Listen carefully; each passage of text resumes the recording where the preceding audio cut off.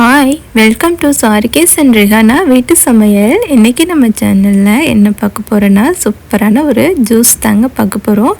என்ன ஜூஸ்னால் நீங்கள் தம்ப்ளைன்லேயே பார்த்துருப்பீங்க, அன்னாசி பழ ஜூஸ் தாங்க பார்க்க போகிறோம்.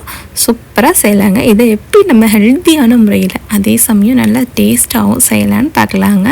என்னோடய வெயிட் லாஸ் ஜேர்னியில் இந்த ஜூஸை இந்த முறையில் தாங்க நான் செஞ்சு குடித்தேன். என் வெயிட் லாஸுக்கு இந்த ஜூஸ் ரொம்ப உதவிச்சுங்க.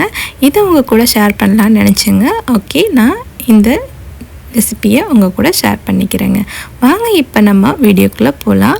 நம்ம வீடியோக்குள்ளே போகிறதுக்கு முன்னாடி நம்ம சேனலை ப்ளீஸ் சப்ஸ்கிரைப் பண்ணிக்கோங்க. அப்படியே பக்கத்தில் உள்ள பெல் பட்டனை ப்ரெஸ் பண்ணிக்கோங்க. நம்ம வீடியோ பிடிச்சிருந்துச்சுன்னா நம்ம வீடியோக்கு ஒரு லைக் போட மறந்துடாதீங்க. அப்படியே உங்கள் ஃப்ரெண்ட்ஸுங்களுக்கும் நம்ம வீடியோவை ப்ளீஸ் ஷேர் பண்ணிக்கோங்க.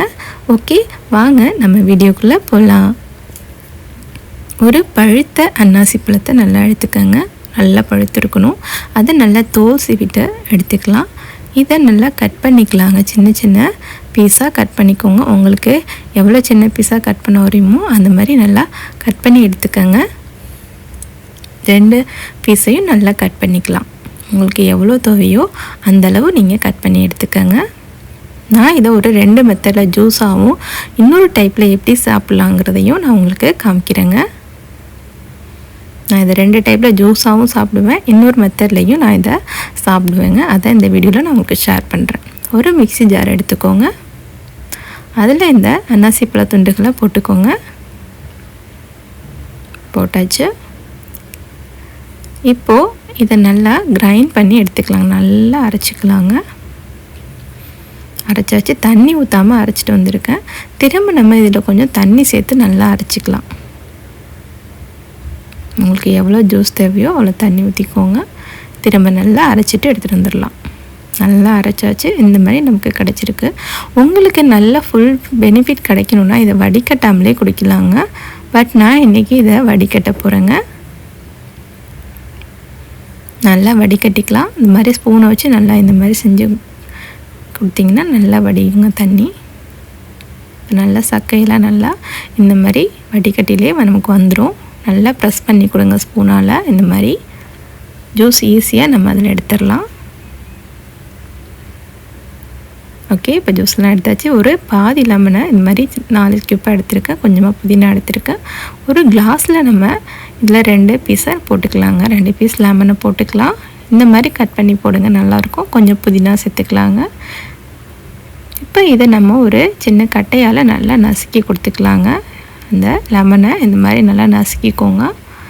அந்த புதினாவையும் சேர்த்து நல்லா நசுக்கிக்கலாங்க. ப்ரெஸ் பண்ணி கொடுங்க. அப்படி கொஞ்சம் கொஞ்சமாக அப்படியே நல்லா ப்ரெஸ் பண்ணுங்கள். அந்த சாறு அதில் இறங்கணும். லெமனோட சாரும் அந்த புதினாவோட சாரும் கொஞ்சம் மிக்ஸ் ஆகிற அளவு இதே மாதிரி நல்லா ப்ரெஸ் பண்ணி கொடுங்க. உங்கள்கிட்ட இந்த மாதிரி கட்டை இல்லைன்னா சப்பாத்தி கட்டை எடுத்துக்கோங்க. நான் இங்கே சப்பாத்தி கட்டை தாங்க யூஸ் பண்ணியிருக்கேன். நல்லா ப்ரெஸ் பண்ணியாச்சு. இப்போது இதில் நம்ம வடிகட்டி வச்சுருந்த ஜூஸை ஊற்றிக்கலாங்க. சூப்பராக இருக்குது பார்த்திங்களா? செம்ம டேஸ்ட்டாக இருக்குங்க.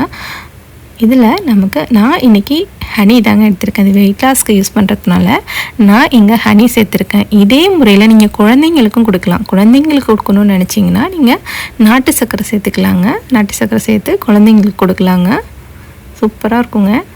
செம்ம சூப்பராக செம்ம டேஸ்ட்டாக இருக்கும். நல்லா மிக்ஸ் பண்ணிக்கோங்க. அவ்வளோதாங்க, சூப்பரான அன்னாசி பழ ஜூஸ் ரெடி ஆயிடுச்சுங்க. பாருங்கள் எவ்வளோ சூப்பராக இருக்குது பார்த்திங்களா? நான் இந்த முறையில் தாங்க இந்த ஜூஸை எடுத்துப்பேன். அடுத்து இன்னொரு மெத்தடில் எப்படி எடுத்துப்பேன்னா, நம்ம கட் பண்ணி வச்சுருந்த அன்னாசி பழத்தில் கொஞ்சமாக சால்ட்டு சேர்த்துக்கலாங்க. அப்புறம் கொஞ்சம் பெப்பர் தூள் சேர்த்துக்கலாங்க. இதை அப்படியே ராகவே நான் இந்த முறையில் நான் எடுத்து சாப்பிட்டுப்பேங்க.